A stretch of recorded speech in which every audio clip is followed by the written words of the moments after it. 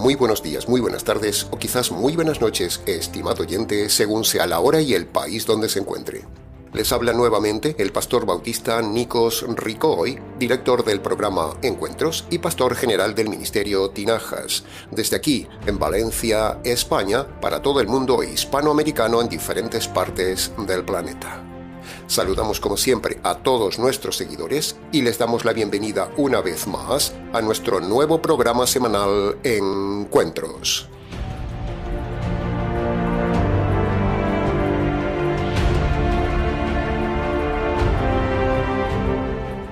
Estamos ya, estimado oyente, entrando en una nueva Semana Santa, Semana de Juicio.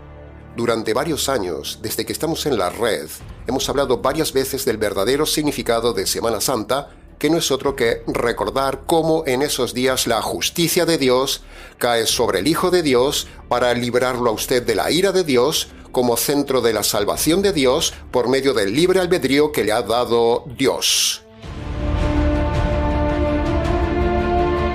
Para el mensaje de esta Semana Santa, meditaremos en Mateo capítulo 26, versículo 2, y lo haremos de forma expositiva en varias partes para su mejor comprensión.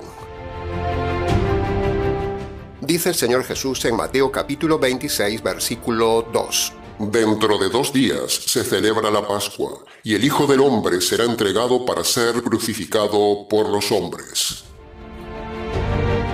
Entremos entonces en el análisis y comentario de la primera frase del mensaje de hoy que dice, dentro de 2 días. Esta mini frase, estimado oyente, nos muestra que, cuando el Señor Jesús lo dijo, sabía perfectamente lo que iba a suceder dentro de 2 días. El Señor Jesús pudo haber escapado de lo que venía en 2 días, pero no lo hizo. Él sabía el cronograma de cada día de su estancia en la tierra porque Él, junto con el Padre y el Espíritu Santo, diseñaron cada día, cada acto, cada frase, cada acontecimiento en la tierra que hizo, porque todo había sido diseñado en el consejo eterno. Los 3 seres divinos firmaron el compromiso en esa mesa de salvar al hombre y en 2 días había llegado el cumplimiento de ese compromiso. Todo se estaba haciendo según lo planeado en ese consejo eterno de 3 personas divinas que estaban trabajando para nosotros. ¿Qué haría usted si supiera que dentro de 2 días le van a aplicar una injusticia? ¿Qué haría usted si supiera que dentro de 2 días vendrían a ajusticiarlo injustamente? ¿Qué haría usted si supiera que dentro de 2 días sucedería una desgracia en su vida? ¿Qué haría si usted supiera que dentro de 2 días vendrían a matarlo? ¿Qué haría usted si supiera que dentro de 2 días usted se moriría? ¿Qué haría? Valore y reflexione. Valore, medite y aplíquese esta intensa frase. Esta frase pequeña de 4 palabras que empiezan por D. Dentro de 2 días. 4 palabras que son una profecía dicha por el Señor Jesús, estimado oyente. Él no solo sabía lo que sucedería dentro de 2 días, sino que lo profetizó, y eso le da credibilidad a sus palabras.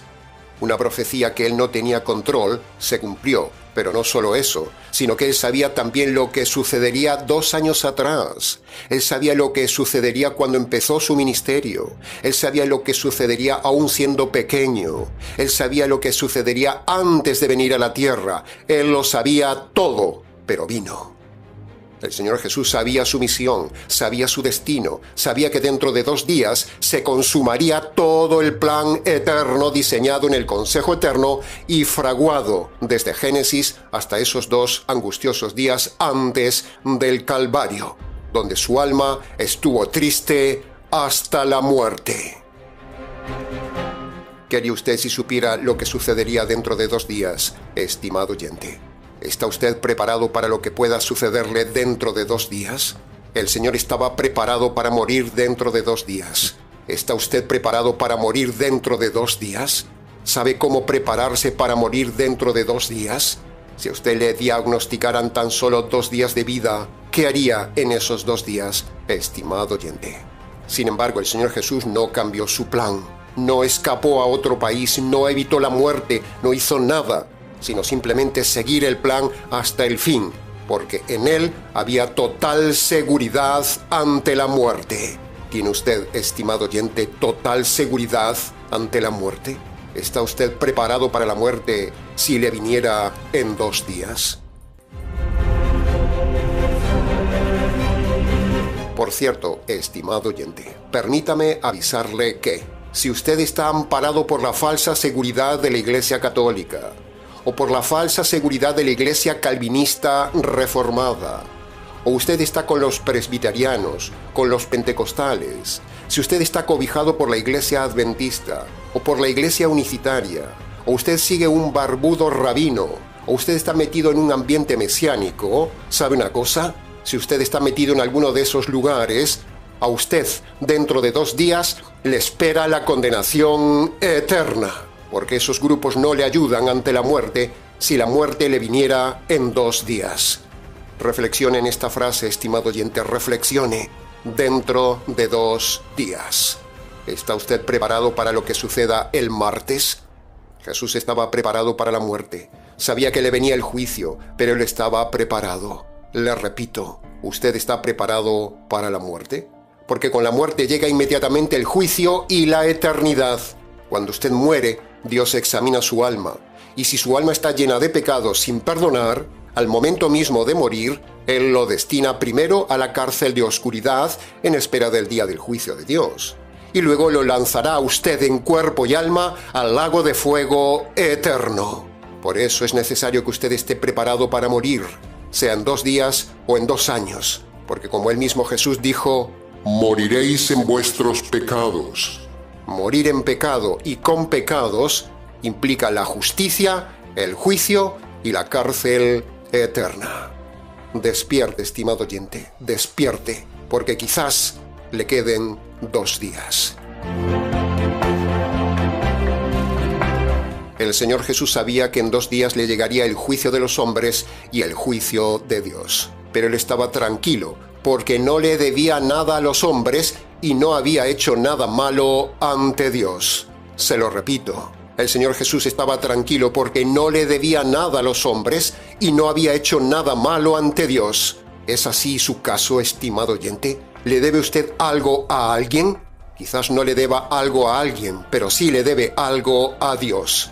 Si usted le debe algo a alguien, más vale que lo arregle antes de morir, pero sobre todo, arregle sus deudas ante Dios antes de morir, para que pueda morir en paz, como lo haría el Señor Jesús.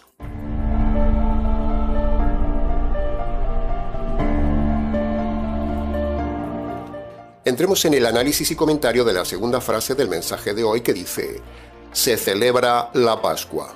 La Pascua judía era la fiesta más importante del calendario judío junto con la fiesta del gran día de la expiación.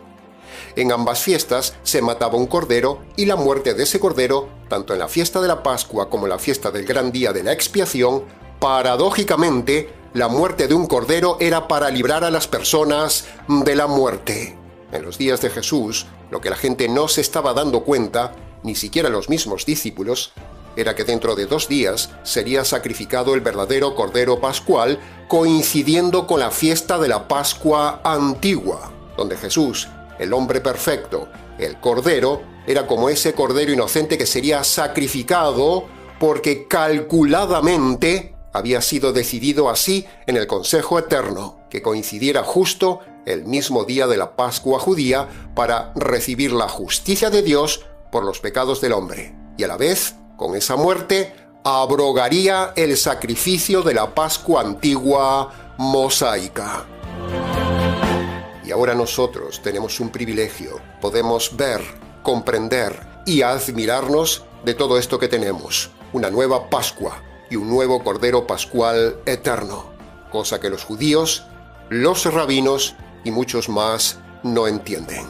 Así como Jesús es el Cordero de la nueva Pascua que anula la antigua Pascua, de la misma manera, estimado oyente, no solo anula el rito de la antigua Pascua, sino que el Señor Jesús también anula todos los ritos del antiguo pacto. Por eso decimos siempre que con la muerte de Jesús, el Cordero Pascual, se cumple todo el antiguo pacto y se abroga todo el antiguo pacto para establecer el nuevo pacto por medio del nuevo Cordero Pascual, el Cordero de Dios. El Señor Jesús muere el mismo día de la Pascua judía, coincidiendo a propósito para mostrar que el antiguo pacto estaba ya cumplido y a la vez quedaría abrogado.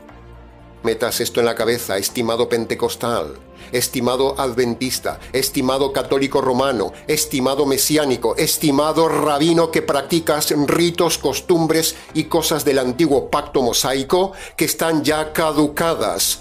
A ver si usted se entera que Cristo es la nueva Pascua que abroga la antigua Pascua, sino que también abroga todo el antiguo pacto, como por ejemplo el ayuno, las vigilias, las primicias, los alimentos impuros, la circuncisión, el diezmo, el altar, el sacerdocio ritualista, las ridículas vestimentas judías que usan los rabinos y los sacerdotes católicos. Cristo anula las fiestas judías que celebran los mesiánicos y los rabinos y un largo etcétera. Todo eso está abrogado, porque Cristo ya cumplió todo el ritual y todas las leyes del antiguo pacto, y solo faltaba cumplir la última Pascua. Por lo tanto, si Cristo cumplió el antiguo pacto, entonces toda persona que por medio de la conversión está en Cristo, como lo dijo el judío Pablo, a esa persona se le imputan jurídicamente todas las leyes que cumplió el Señor Jesús, entre ellas la Pascua. Por eso no tenemos que celebrar la Pascua ni ningún rito del antiguo pacto, porque Cristo es la nueva Pascua que cumplió todo el antiguo pacto. Y por eso también no tenemos que ayunar, ni diezmar, ni circuncidarnos, ni hacer vigilias, ni celebrar la Pascua, ni nada de lo que hacen los pentecostales, los rabinos, los mesiánicos y los católicos romanos que lo toman del Antiguo Testamento. Todas esas iglesias aún no se han enterado que Cristo es la nueva Pascua, que Cristo cumplió la Pascua y todos los demás ritos. De hecho, él mismo lo dijo: consumado es. Eso significa que cumplió todo el antiguo pacto y a partir de ahí queda abrogado el antiguo pacto. Por lo tanto, ahora ya no hay que cumplir nada del antiguo pacto. Lo único que hay que cumplir, estimado oyente, lo único que hay que cumplir para salvarse son los dos requisitos de Marcos capítulo 1, versículo 15, que veremos al final del mensaje.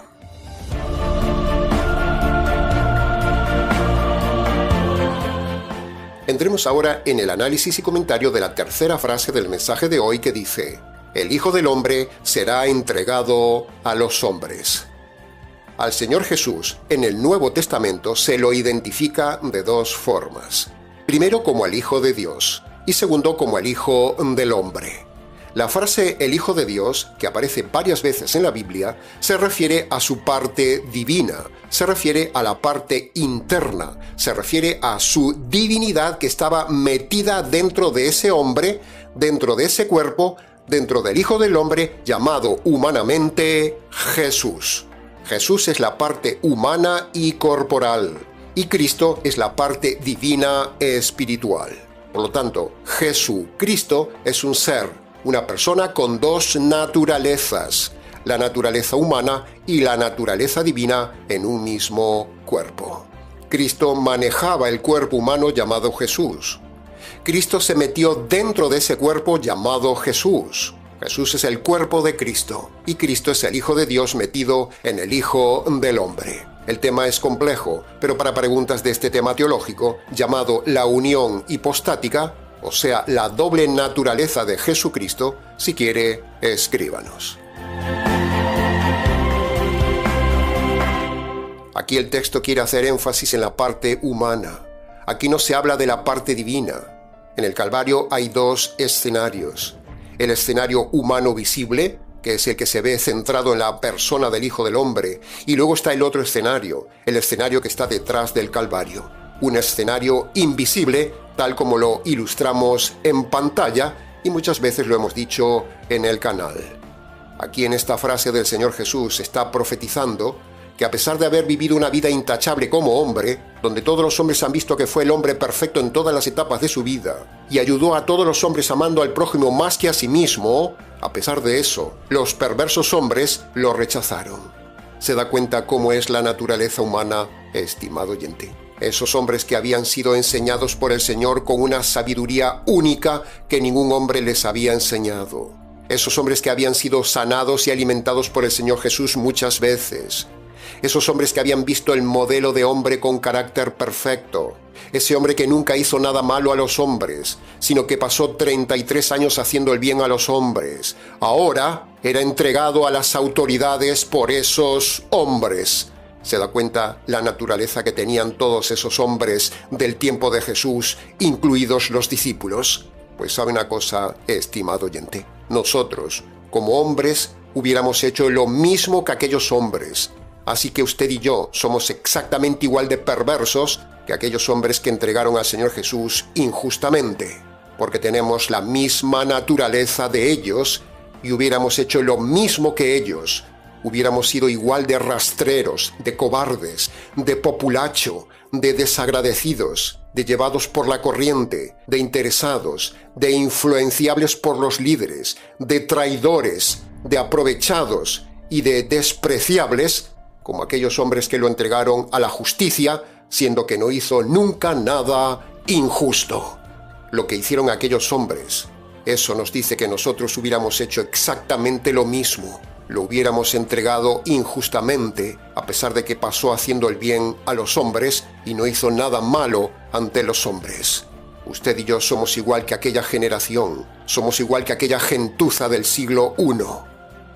Uno se pregunta cómo pudieron aquellos populachos de cientos o miles de hombres que fueron 3 años enseñados, sanados, alimentados, asombrados y ayudados por el Hijo del Hombre, ser tan cobardes, tan despreciables, tan desagradecidos y tan malas personas con el Hijo del Hombre. ¿Cómo?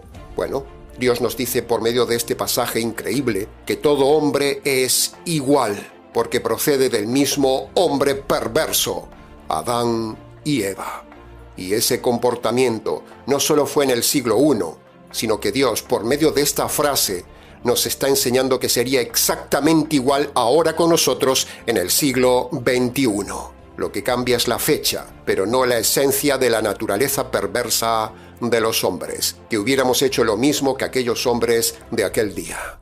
Por eso, usted y yo merecemos ahora la justicia de Dios. Porque así como aquellos hombres cometieron la injusticia de entregar a un hombre inocente y justo, nosotros hubiéramos hecho exactamente lo mismo. Por eso todo hombre merece la justicia de Dios, porque no solo comete pecados en la vida diaria, sino que todo hombre tiene en su esencia, en su naturaleza, lo mismo que los hombres del tiempo de Jesús que lo entregaron. Todos tenemos una naturaleza perversa. Por eso todo hombre es culpable delante de Dios, porque haría exactamente lo mismo que aquellos hombres. Toda aquella generación que entregó al Hijo del Hombre en un acto injusto, ¿dónde están ahora? Todos esos están ahora en la cárcel eterna, desde los muy respetables líderes religiosos, pasando por el perverso Pilatos y siguiendo por toda la muchedumbre que gritaba ¡Crucifícale! Todos esos ahora están en la cárcel eterna. No haga usted lo mismo como aquellos hombres, estimado oyente. No sea cobarde. No entregue al Señor Jesús a la indiferencia. No rechace su mensaje de hoy. No haga eso, estimado oyente. Aquellos hombres eran religiosos y ahora están todos perdidos para siempre. La religión no les sirvió de nada. Aquella muchedumbre, aquel populacho eran religiosos, pero ahora están en la cárcel eterna a pesar de haber sido muy religiosos. Todos eran muy religiosos, muy cumplidores de la religión judía, pero perversos y perdidos. ¿No vieron en el Hijo del Hombre, el hombre perfecto que estaba cumpliendo toda la ley, que ellos no podían cumplir? Jesús mismo se los dijo, y ellos lo rechazaron. Así que no sea religioso, no haga como aquellos hombres, ni haga como aquella generación. No rechace lo que decimos de parte del Hijo del Hombre, estimado oyente.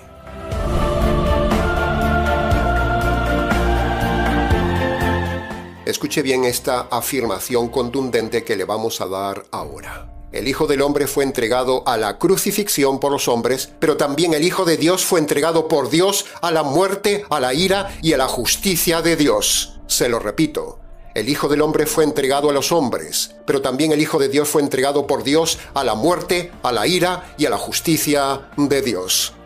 Los hombres no podían matar al Hijo del Hombre. El que mató al Hijo del Hombre y al Hijo de Dios fue el Dios mismo. Dios al Hijo del Hombre le quita la vida física, y al Hijo de Dios lo quitan de la familia divina. Jesús nunca pecó, por lo tanto nunca moriría si el Padre no le quitara la vida. La paga del pecado es la muerte, dice la ley universal de Dios. Pero como Jesús nunca pecó, la muerte natural nunca podría sobre él, ni siquiera en la crucifixión. El que mató al Hijo del Hombre y mató al Hijo de Dios fue el resto de las personas de Dios, el Padre y el Espíritu Santo. Esta es la gran verdad teológica de la Semana Santa, la semana de doble juicio.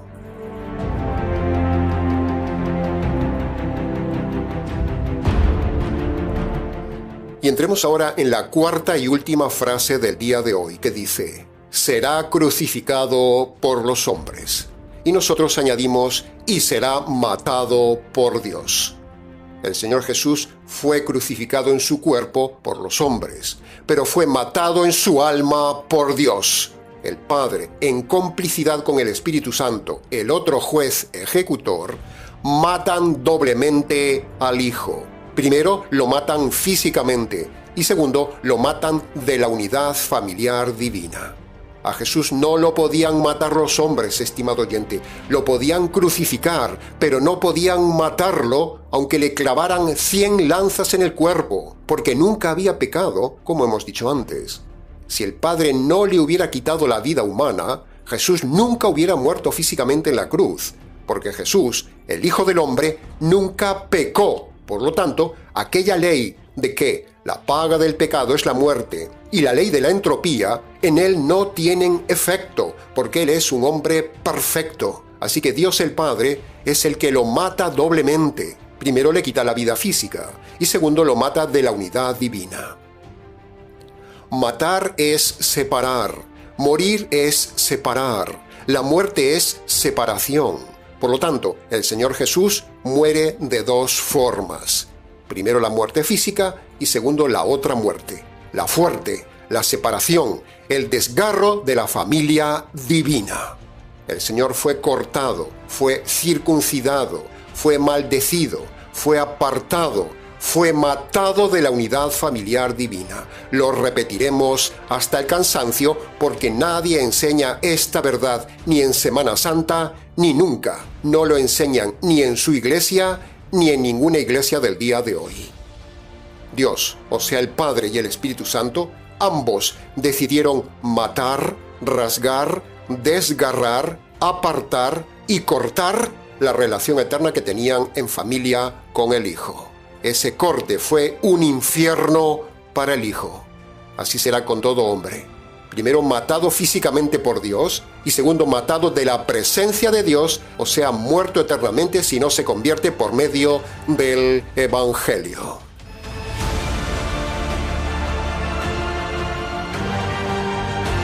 Ya hemos dicho que las personas de la divinidad, el Hijo, el Padre y el Espíritu Santo, son seres eternos. Por lo tanto, todo lo que viven entre ellos tiene una dimensión eterna. Por eso, el instante de separación que hubo entre el Señor Jesús y el resto de Dios, desde Getsemaní hasta el Calvario, ese tiempo, ese instante de muerte, ese instante de separación entre ellos, ese instante de maldición, ese instante de unas horas, eso equivale a una eternidad entre ellos, porque todo lo que ellos viven entre sí es de dimensión eterna. Por eso, cuando uno se agarra de lo que el Señor Jesús hizo, eso equivale a una eternidad. Por lo tanto, cuando uno toma la obra de la cruz por la fe, eso nos libra de la eternidad separada de Dios. Porque el Señor Jesús ya vivió una separación eterna entre Getsemaní y el Calvario. En otras palabras, esa maldición eterna que duró horas, esa muerte eterna que duró horas, ese apartamiento de Dios que duró horas, esa ira de Dios que cayó durante unas horas, esa justicia de Dios caída sobre el Señor Jesús en unas horas, todo eso equivale a una eternidad entre ellos. Por eso, cuando usted se apropia de lo que vivió el Señor Jesús, eso equivale a una eternidad que ya no caerá sobre uno y lo libra de la condenación eterna. ¿Se da cuenta de este tema teológico, estimado oyente? El Señor Jesús fue crucificado porque era parte de la profecía, que el Cordero tenía que ser crucificado. Pero, ¿por qué tenía que morir? Tenía que morir para recibir la justicia de Dios por causa de los pecados suyos y míos, estimado oyente, que despiertan la justicia de Dios. Sus pecados y mis pecados demandan justicia en Dios y despiertan la justicia de Dios. Entonces, esa justicia tiene que caer sobre alguien. Si la justicia cae sobre usted, ¡zas! Dios, el juez, lo envía a la cárcel eterna. Pero, si el Señor se ofrece a recibir esa justicia en su lugar y luego usted toma esa justicia por la fe, entonces usted se libra de la justicia de Dios. ¿Se da cuenta, estimado oyente, qué maravilloso es comprender el verdadero significado de la Semana Santa y no vivir la frialdad, la idolatría, el engaño, la mentira de la Semana Santa, tanto católico-romana como evangélico-cristiana? ¿Se da cuenta? ¿Quién enseña esto que estamos enseñando nosotros en los rituales idólatras y mecánicos del día de hoy, tanto en la falsa iglesia católica romana como en las iglesias falsas cristianas? ¿Quién enseña esto? Compare lo que enseñamos aquí de la Semana Santa con lo que usted escuchará por ahí, estimado oyente. ¿Cómo sabemos que la ira de Dios y la justicia de Dios cayó sobre el Hijo de Dios? ¿Cómo? Bueno, sencillo, estimado oyente. Jesús nunca pecó, como ya hemos dicho. Por lo tanto, no tenía que morir. Así que si murió es porque alguien lo mató, porque había una razón. Y esa razón es que ese hombre perfecto estaba ahí en la cruz voluntariamente para recibir la justicia eterna y la recibió de parte del Señor, el Padre, cuando lo mató.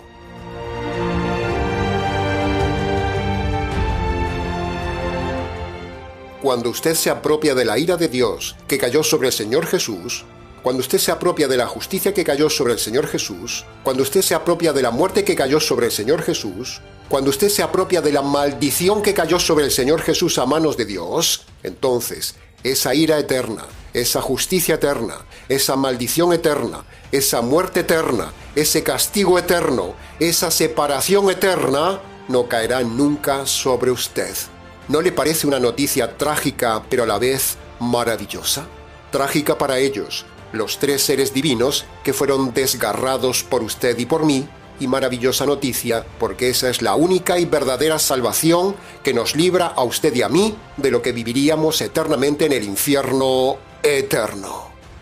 El infierno que vivió el Señor Jesús no lo vivirá usted si usted obedece los dos requisitos que puso el Señor Jesús para que usted no experimente la ira de Dios, la cárcel de Dios, el castigo de Dios, la justicia de Dios, la maldición de Dios y la separación eterna de Dios. El mayor sufrimiento del Señor Jesús no fue el físico, estimado oyente, lo hemos dicho varias veces. De hecho, Jesús no sufrió físicamente como todo el mundo cree. Y no es algo que nos estemos inventando, sino que teológicamente hablando es así. Jesús no sufrió nada físicamente, porque el sufrimiento es consecuencia de la caída, y Jesús nunca pecó. Jesús no es un hombre caído, por lo tanto Jesús no sufrió físicamente. No vemos nunca gritar de dolor al Señor, ni tampoco que los textos hablen del dolor físico del Señor. Eso no lo vemos nunca. El razonamiento es este. El dolor es consecuencia de la caída, pero Jesús no es un ser caído. Es más, en el futuro, dice la Escritura, que no habrá dolor por tener un cuerpo perfecto semejante al que tiene ahora el Señor Jesús. Y el cuerpo del Señor en la cruz es exactamente el mismo que tiene ahora. Uniendo las piezas, afirmamos contundentemente que Jesús no sufrió físicamente. Su dolor fue en el alma por ser desgarrado de la unidad divina.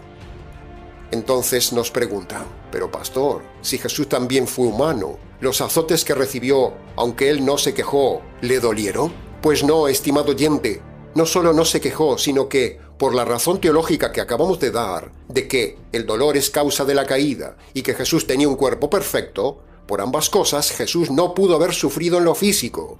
No tiene su cuerpo estropeado, ni su sistema neuronal estropeado como el nuestro. De hecho, él aún tiene la abertura de su lanza en el costado de su cuerpo, y eso debería, teóricamente, dolerle, porque es una abertura grande, pero sin embargo Él no tiene dolor.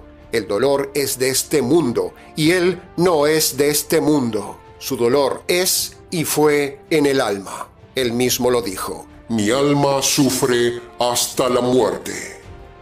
Los pastores, la gente, la tradición, las películas se centran solo en el dolor físico del Señor, un dolor físico que no existió nunca en Jesús. La gente y los pastores ignoran el verdadero dolor de Cristo, su alma partida por su familia por causa de sus pecados, estimado oyente. El mayor y único dolor del Señor fue el desgarramiento de su alma porque su familia divina lo estaba despreciando, ajusticiando y declarándolo maldito, cuando por toda la eternidad esa relación había sido maravillosamente estrecha y perfecta entre ellos. Y ahora, su amada familia, el Padre y el Espíritu Santo, le estaban declarando delincuente, maldito, culpable, y lo estaban matando bajo la justicia divina. Dolor indescriptible que supera nuestro entendimiento. Aquello fue una circuncisión sin anestesia.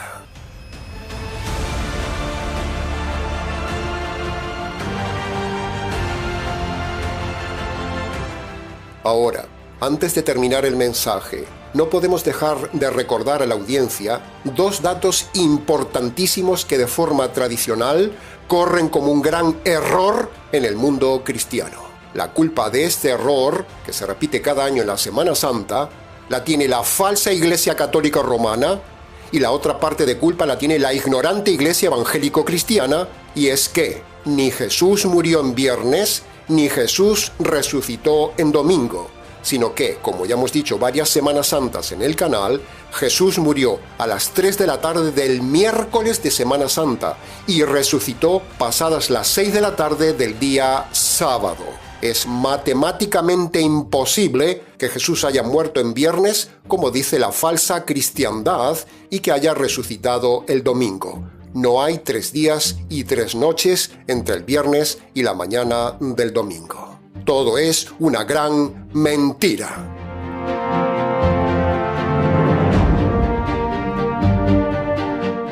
Ahora, llegados ya al final del mensaje, entonces queda redirigir el tema de hoy al punto que se debe llegar siempre. Para que usted sea perdonado de sus pecados y para que pueda salvar su alma por causa de sus pecados, usted debe obedecer los 2 requisitos jurídicos y universales que Dios manda a todo hombre en Marcos capítulo 1 versículo 15 y que nosotros con gusto se los detallamos a continuación. Los tiene en pantalla. El primer requisito que Dios le manda a todo hombre para recibir el perdón de los pecados es el arrepentimiento. Y el arrepentimiento tiene 2 pasos. Primer paso, usted debe reconocer de forma concreta sus pecados pasados ante Dios y luego debe abandonar los pecados que esté cometiendo en el tiempo presente. El segundo paso del arrepentimiento es esto. Usted debe reconocer con su boca delante de Dios que es culpable de sus delitos y usted debe reconocer también que merece recibir la justicia de Dios por esos delitos. Estos 2 pasos son el arrepentimiento. Ahora veamos el segundo requisito de Marcos 1:15, que es creer el Evangelio. Primero, ¿qué es el Evangelio que uno debe creer? Bueno, usted debe reconocer que en la cruz el Señor Jesús murió en una Semana Santa para recibir la justicia que usted merece recibir por sus pecados. Esa es la causa de la muerte de Jesús que recordamos en esta Semana Santa, como hemos dicho hoy. El Padre descarga su justicia para que no caiga sobre usted como un delincuente. El Evangelio es la justicia de Dios caída sobre el Señor Jesús en Semana Santa. Ahora, ¿qué es creer? Bueno, creer significa, bíblicamente hablando, apropiarse por la fe de algo. Y en este caso, lo que usted debe apropiarse es de esa justicia caída en la cruz sobre el Señor Jesús. Cuando usted estira su mano de fe hacia el Calvario y toma esa justicia caída sobre el Señor Jesús para usted, eso es creer el Evangelio. Por lo tanto, le invitamos, estimado oyente, a que vaya a su habitación, cierre la puerta y allí, en el silencio de ese lugar, de rodillas y descalzo si su salud se lo permite, en señal de reverencia ante Dios, y hablándole a Dios en sus palabras, obedezca los 2 requisitos que manda el Señor Jesús en Marcos 1:15 y que nosotros se los hemos detallado antes. Y hasta aquí, estimado oyente, con el mensaje de Semana Santa, la semana del juicio de Dios. Mucho más se pudo haber dicho del tema, pero con lo dicho fue suficiente para su reflexión. Para preguntas del tema, escríbanos. ministeriotinajas@gmx.es. Ahora, antes de terminar, queremos invitarle a colaborar con el canal si usted se siente identificado con nuestro trabajo pastoral. Puede hacerlo de forma voluntaria por medio de PayPal. Abajo en la descripción del vídeo tiene el enlace y otras formas de envío. Muchas gracias anticipadas. Bien, nada más por hoy, estimado oyente. Les ha compartido la verdad, solo la verdad y nada más que la verdad del tema de la verdadera Semana Santa. Quien les habla, el pastor bautista Nikos Ricoy, expositor bíblico del Ministerio Tinajas, desde aquí, en Valencia, España, para todos los oyentes hispanoamericanos en diferentes partes del planeta. Será entonces, con el gusto de siempre, hasta el próximo sábado de Semana Santa, día de la resurrección del Señor Jesús. Estaremos aquí en nuestro habitual programa Encuentros.